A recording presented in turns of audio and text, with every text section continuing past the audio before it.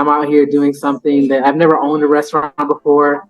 I think cumulatively in my entire life, I've probably worked 2 months in a restaurant. So this is not What? something that I've had experience doing at all. And on top of that, I'm doing it in a foreign country in a language that is not my native language. So, every possible challenge that you could have, like magnify that times like 10 because of the circumstances that I find myself in being in Mexico. Wow. That's amazing. So to introduce myself, I'm Creed. He forgot to give me any introduction, but we're not gonna dwell on that.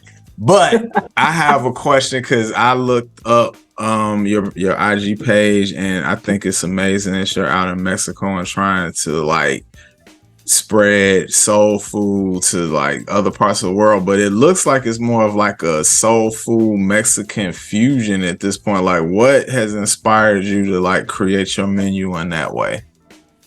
Well, I mean, honestly, I think that's one of the biggest things is kind of like explaining to people when they come down here, like they have a expectation that the soul food is going to be like what they get, generally anywhere in the US.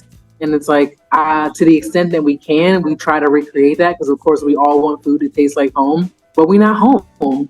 And so I can't find all of the same ingredients that I would always find, like at any Safeway or, I don't know, like whatever your local grocery store is. Like, it's just not that easy. And so there's sometimes where, I can find those things. And there's sometimes where I got to make substitutions. And I think that that's actually, one of the beautiful things about soul food, because Black people didn't just stay in the South, they took those traditions and stuff with them across the country. And now we have all these different styles and regional varieties of soul food because it's based on where you are. It's based on your geography.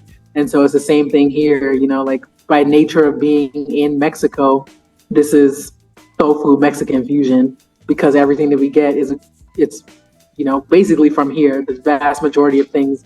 And so everything from like, the collard greens that those seeds, I brought the seeds from the US, but they're grown here in Mexican soil.